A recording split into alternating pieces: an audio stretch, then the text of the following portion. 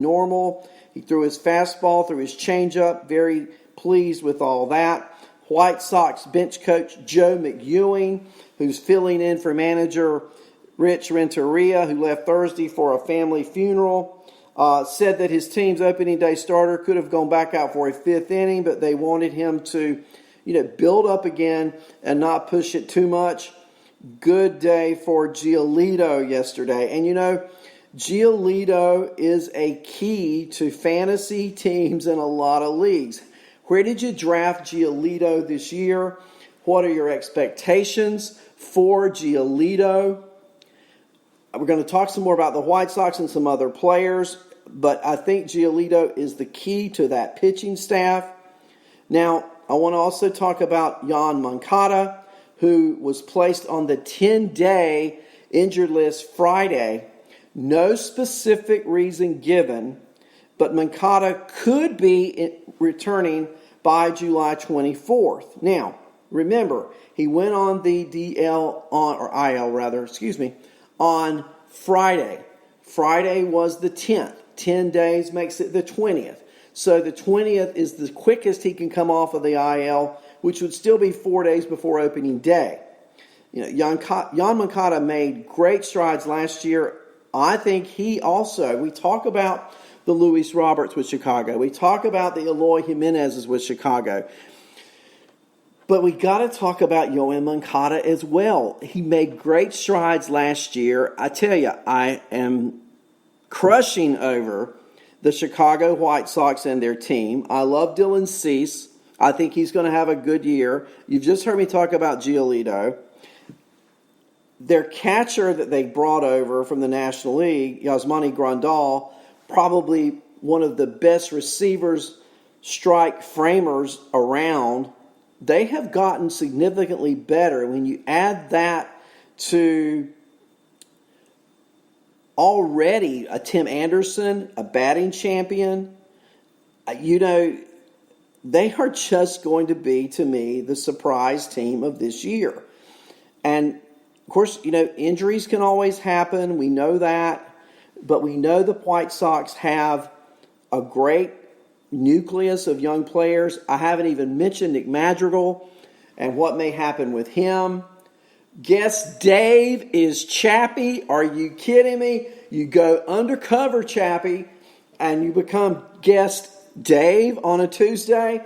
Well, look, guys, tonight at 7 o'clock, let me go ahead and put this plug in now while we got guest Dave on in the chat room.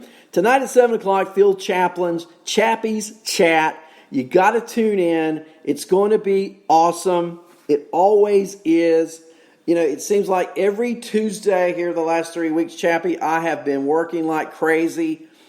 It's going to happen. I'm going to have to just put it on my calendar.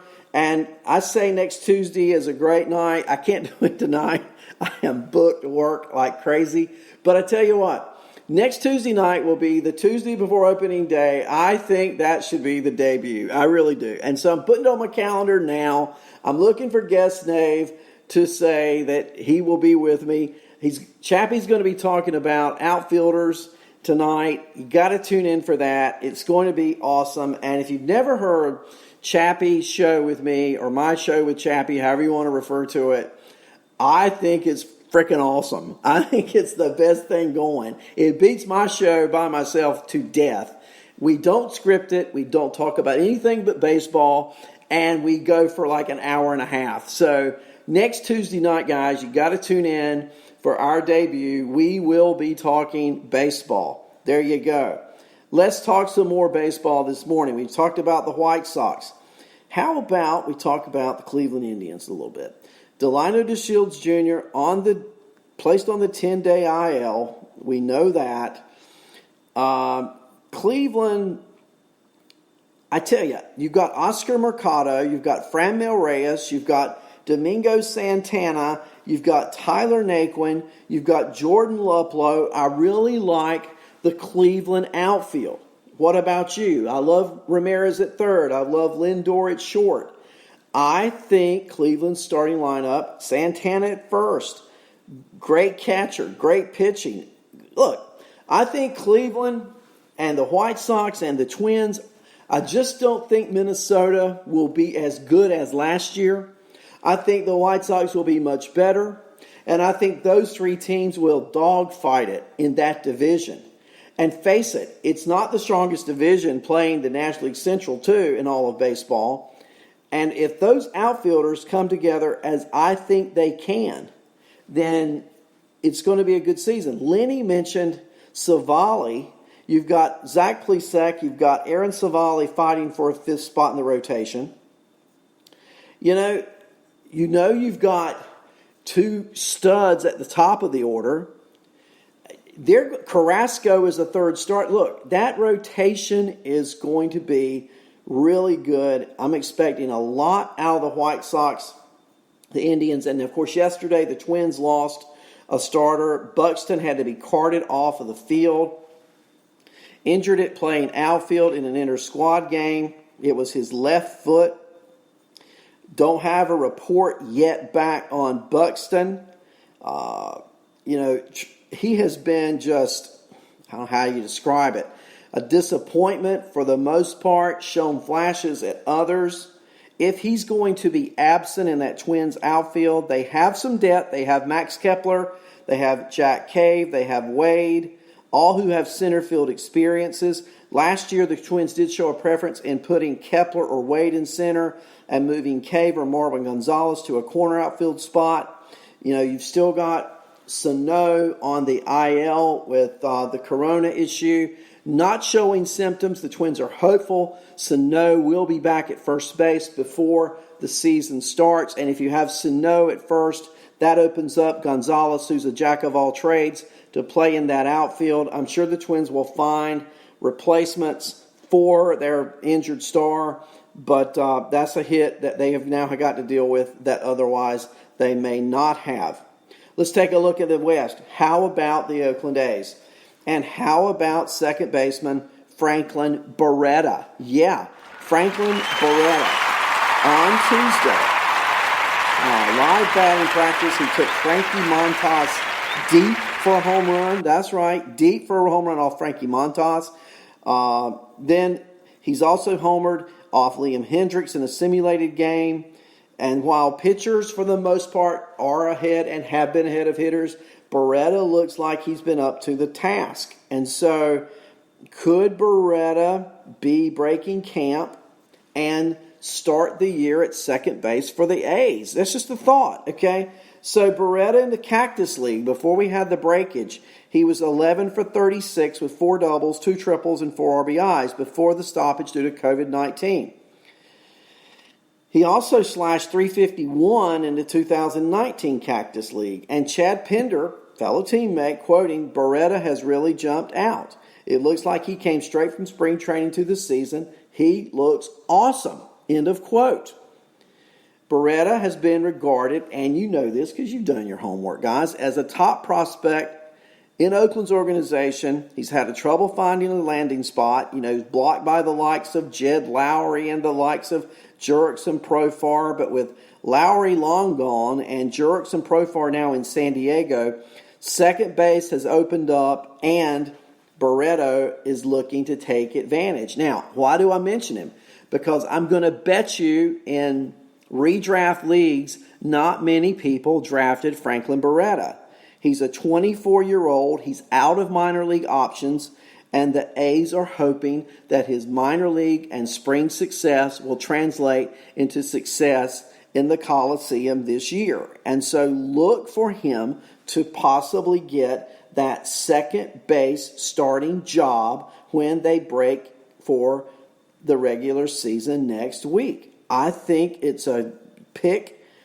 Now, Chad Pinder would be another option, but remember, Barrera's out of options, and he has played really well. So it would not surprise me for Pinder to remain in his super utility role and for Barrera to get that start going into the season at second base. There's you a fantasy nugget for today. Franklin Barrera, a second baseman for the Oakland Athletics, who I think will win that division this year. I like Oakland's pitching. Now, Luzardo, let's talk about him for a moment because he's been diagnosed with asymptomatic situation with corona, but he is feeling better from everything I'm reading. I want to pass that along to you, or has never really felt bad.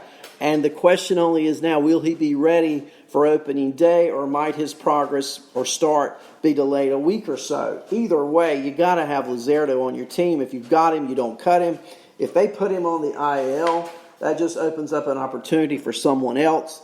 Luzardo should be an Oakland Athletic on the field for a majority of the season. In the West, staying there, how about the Texas Rangers?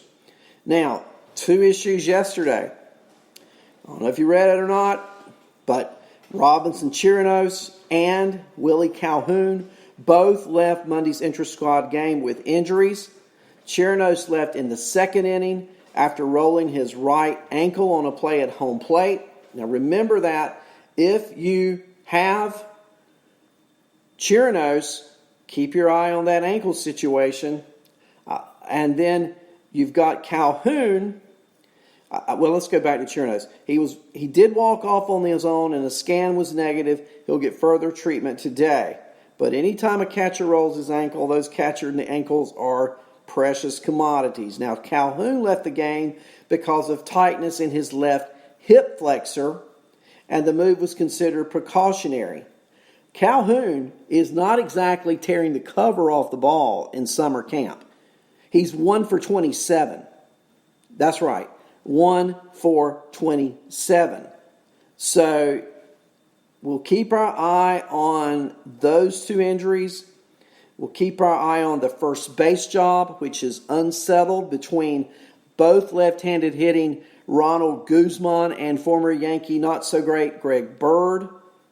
Look, going into Monday, check this out. They were a combined 2 for 40. Yeah, that's an 0.50 average. And Guzman is 0 for 15, and Bird is 2 for 25. Now, I'm used to that 2 for 25 from Greg Bird being a Yankee fan. I've seen that a lot while he was in New York. But combined, they are 2 for 40. So the Rangers are going to take a look at Nick Solak at first base. You know, the problem with Solak, 1 for 27 is more than just ouch. The problem with Solak is not his ability to hit the baseball. It's been his ability to find a place to play on the field. And he's a young kid. And so Solak, who started off in the Yankee organization, I'm very familiar with him. The Rangers are going to take a look at him at first base. They're also considering the possibility of Isaiah Kina-Falefa at playing third and having Todd Frazier switch over to first. The problem there is lack of consistency from either Bird or from Ronald Guzman. I guess the only thing you can say about their consistency is they've been consistently bad.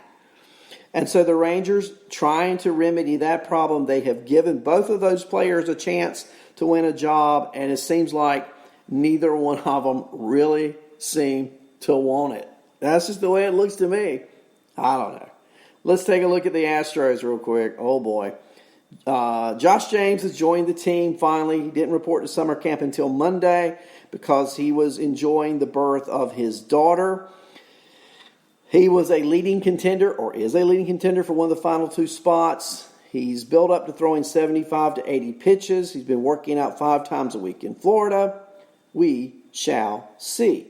Top of the rotation, of course, is set. You got what? Verlander, who I understand has been working on a new delivery. There you go. I'm not sure why. I thought what he had worked. But your top 3 spots are set with Verlander, Greinke, and Lance McCullers Jr. The 4th spot likely going to Jose Urquidy. And then you've got the final competition for that 5th spot. So we'll see how James does coming back from the birth of his daughter. Still no sign of Yordan Alvarez. I don't know, guys. I don't know what to make of that. We know Yordan Alvarez is a tremendous talent. We know that. But we know to show your talent, you've got to be what? On the field. That's right. And so without playing any exhibition games or scrimmage games, whatever you want to call it, I don't know what's wrong with him. I'm just concerned for fantasy owners of Yordan Alvarez. I do know he went on the IL a couple days ago.